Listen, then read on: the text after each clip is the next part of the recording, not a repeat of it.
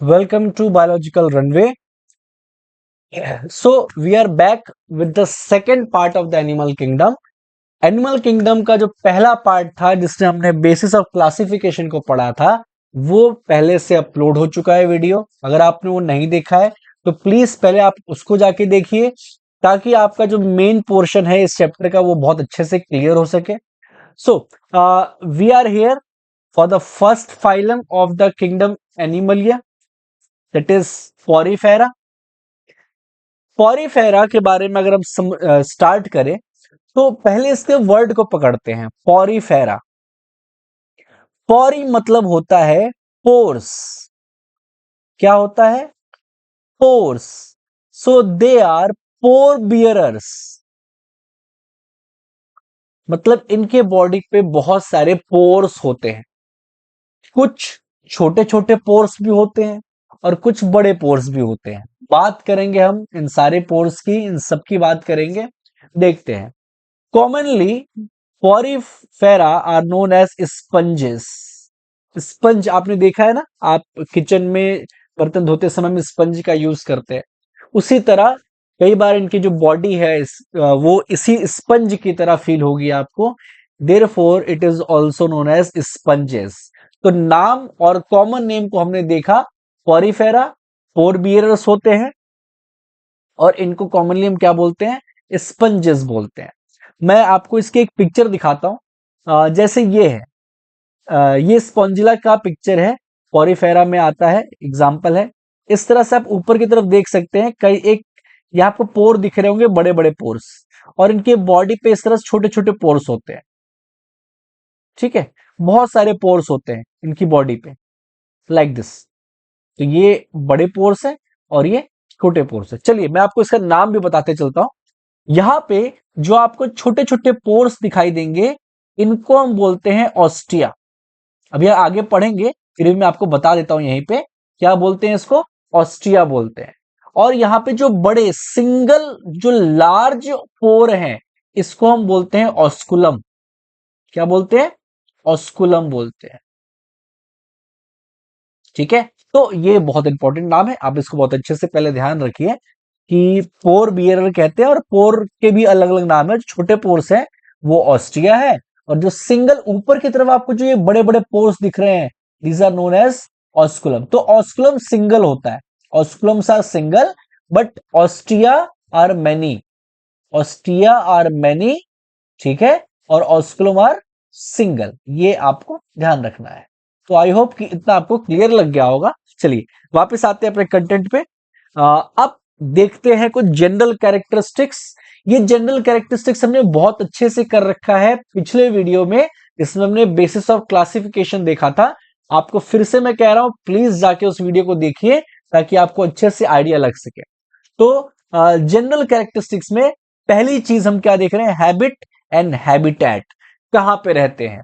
जितने पॉरीफेरंस होते हैं फ्रेंड्स, ऑल आर एक्वेटिक। सब के सब आपको पानी में मिलेंगे। ठीक है, इसलिए आपने इन पॉरीफेरा को कभी देखा नहीं है, क्योंकि समुद्र में मिलते हैं ये।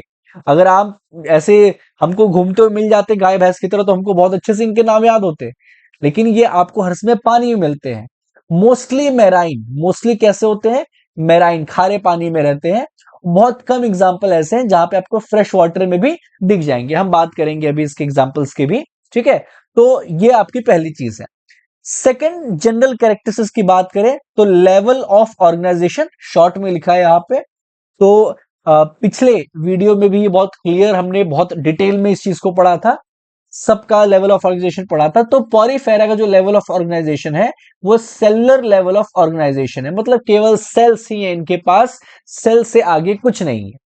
बॉडी प्लान की बात करें तो बॉडी प्लान क्या है? सेलुलर एग्रीगेशन है। मैं रिवाइज कराता चलता हूं।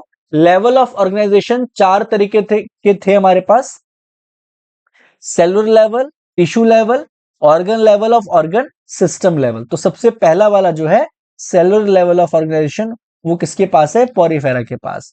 बॉडी प्लान, बॉडी प्लान तीन टाइप का था: सेलुलर एग्रीगेशन, दूसरा ब्लाइंड सेक, तीसरा ट्यूब विथ इन ट्यूब। तो पहला वाला जो है सेलुलर एग्रीगेशन, वो किसका है? पॉरीफेरा का है। जर्म लेयर की बात करें तो जर्म लेयर यहां पे प्रेजेंट नहीं है, it is absent in this, it is absent here. Okay, germ layer यहां पे नहीं है। जर्म लेयर भी दो टाइप के हैं, एक डिप्लोप्लास्टिक, एक ट्रिप्लोप्लास्टिक। ठीक है, तो डिप्लोप्लास्टिक में दो जर्म लेयर आपको दिखेंगे, एंडोडर्म, एक्टोडर्म, और ट्रिप्लोप्लास्टिक में तीन दिखेंगे, एक्टोडर्म, मेसोडर्म और एंडोडर्म। यहां पे कोई जर्म लेयर प्रेजेंट नहीं होता। अगेन नाउ, अब क्योंकि जर्म लेयर ही नहीं है तो सीलोम की भी कोई बात नहीं, क्योंकि सीलोम मतलब कैविटी, बॉडी कैविटी, वो कहां से आएगी, वो जर्म लेयर से ही आएगी। तो ऑफकोर्स ये भी क्या हो जाएगा, ये भी हो जाएगा absent. Okay, then next symmetry की बात करते हैं फ्रेंड्स। सिमेट्री मतलब कि किसी बॉडी को इक्वली पार्ट में डिवाइड करना। ठीक है, तो मोस्टली यहाँ के जो ऑर्गेनिजम्स हैं वो ऐसे हैं कि एसिमेट्रिकल, उसमें कोई सिमेट्रिकली नहीं पाए जाते। बहुत सारे एग्जाम्पल आपको देखने को मिल जाएंगे जहां सिमेट्री होगी, लेकिन हम मोस्टली देखिए, यहां पर मैंने वर्ड मोस्टली लिख दिया है। अगर आप किसी रेफरेंस बुक में पढ़ने चले गए तो आपको बहुत सारे एग्जाम्पल दिख जाएंगे जहां पे सिमेट्री है, इसलिए हम पहले से ही यहाँ पे मोस्टली वर्ड लगा के चल रहे हैं। एनसीईआरटी के अकॉर्डिंग आपको ज्यादातर क्या पढ़ना है, यहाँ पे एसिमेट्रिकल पढ़ना है।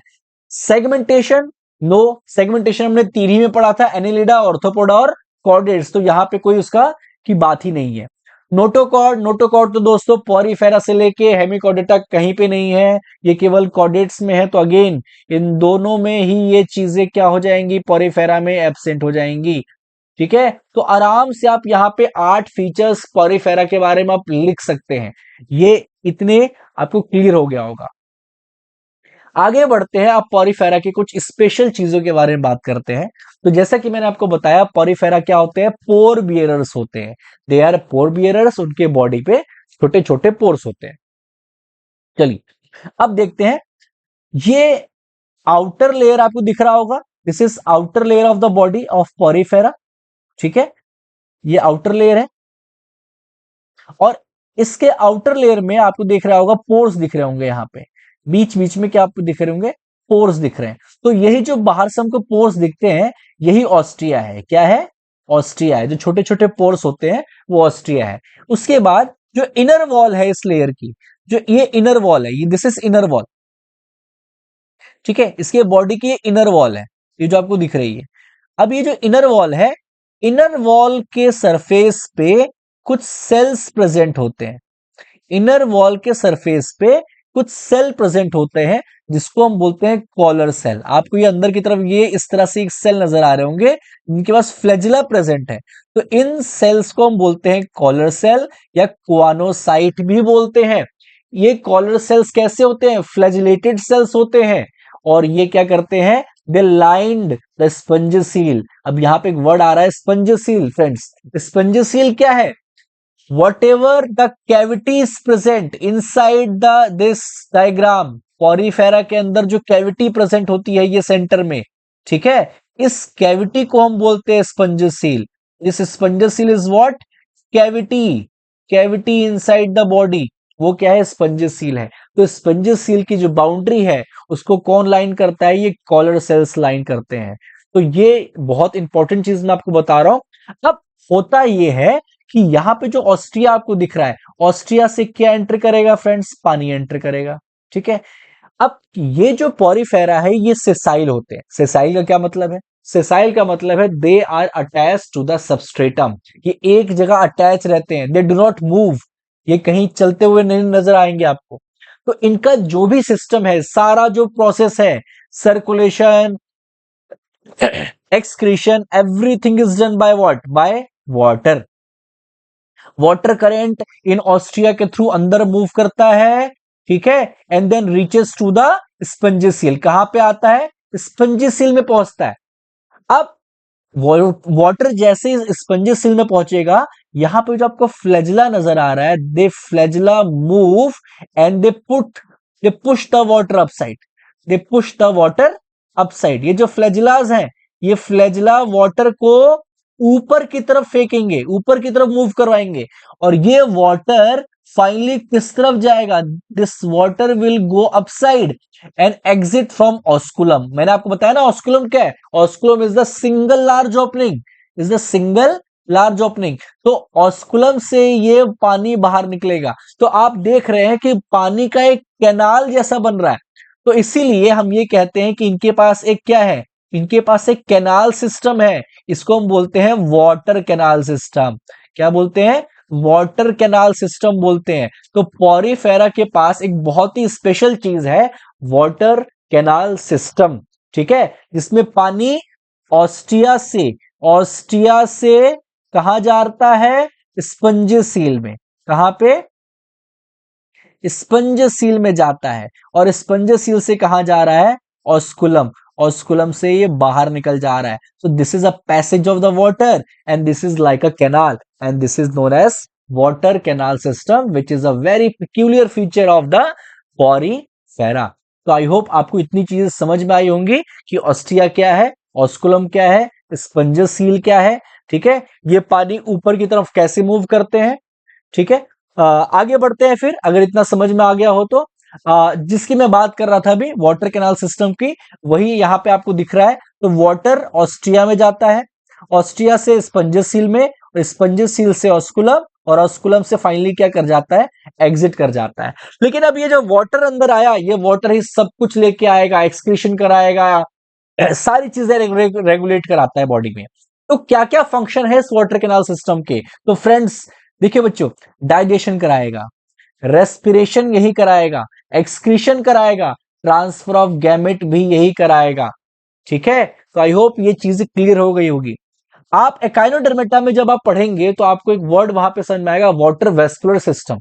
वो वाटर वेस्कुलर सिस्टम थोड़ा सा डिफरेंट है वाटर कैनाल सिस्टम से। तो दोनों को आप एकदम रिलेट मत करिएगा, बोथ आर डिफरेंट थिंग, ठीक है। तो अभी मैंने एक वर्ड यूज किया था सेसाइल, ठीक है। क्या होते हैं? सेसाइल। जो पॉरीफेरेंस होते हैं they are sessile, attach to the ocean floor और सबस्ट्रेटम, चिपके रहते हैं, कहीं मूव नहीं करते। तो ये एक स्पेशल फीचर जो हमने पढ़ा वाटर कैनाल सिस्टम।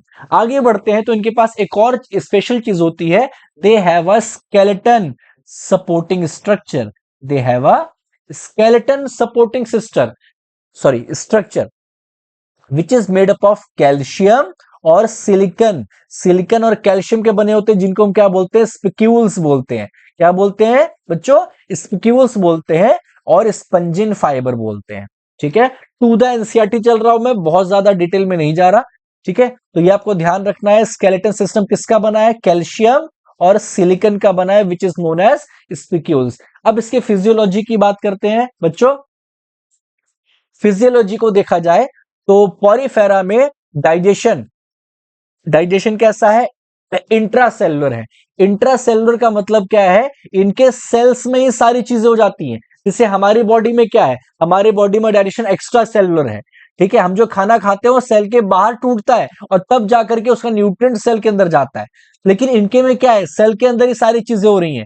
तो इनका डाइजेशन कैसा है? इनका डाइजेशन है intracellular. Of course everything will be done by water canal system. Respiration की बात करें तो through the general body surface, जो भी रेस्पिरेशन के लिए कंटेंट है वो वाटर से बॉडी सरफेस के थ्रू ही आएगा, ठीक है।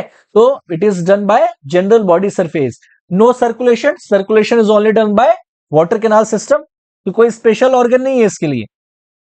तो यहां मैं लिख दूं वाटर कैनाल सिस्टम, तो वही रेस्पॉन्सिबल है इसके लिए, ठीक है। एक्सक्रीशन के लिए भी कौन रेस्पॉन्सिबल है? Water canal system. कोई स्पेशल इसके पास कोई ऑर्गन प्रेजेंट नहीं है। रिप्रोडक्शन की बात करें तो ऑफकोर्स रिप्रोडक्शन भी किसके थ्रू ही होगा?